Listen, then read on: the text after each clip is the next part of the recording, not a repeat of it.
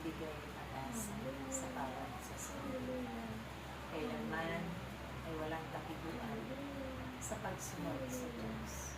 Kapag kayo ay tunay na tapat na kanyang mga tagapaglingkod, buong pag-ibig at buong kababaan ng kalooban, inyong ginagampanan ang lahat ng inyong mga tungkulin.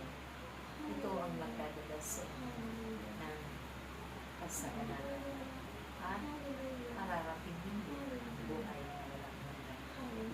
Kung kaya't kayuhan ay manatili sa inyong paglilingkod. At sa araw-araw na inyong paghayo, pagpipitin ninyo ang kapayapaan ng pag-ibig ng Diyos. Ito nawa din ang pinag-ibahagi sa mga naroon sa pagtitipon ay kinakdang ng Diyos.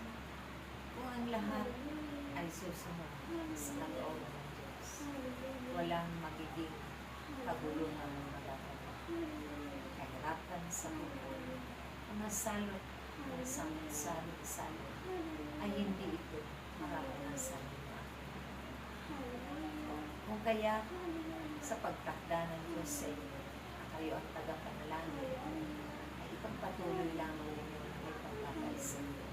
Kung inyong hayaan, ay hindi ninyo gampanan ng lahat. Dahil ito ay may kaakitan ng biyaya at pagbabago. Kung kaya ang lahat ng masusunod ay tunay na kamusang sumpa. Kaya't hanapin ninyo ay ang mga himala ng biyaya ng kagalingan. Mahabang buhay at kalakasan ng biyaya ng kasalukuyan. Dahil kapag kasama ninyo natin ang Diyos at mananahan ito sa inyong puso at pagkakas, wala kayong magiging dahilan na kayo ay magiging sa buhay. Lahat ng ginhawaan ay nakakatawa.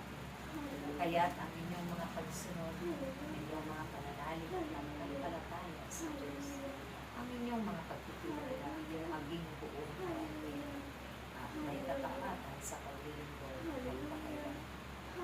Nawa, lagi ninyong naunawaan ang aming mga bingko. Paulit-ulit man, hindi sinasampit ito sa inyong mga harapan. Subalit kung minsan din ang tao, ito'y nakakaligtaan.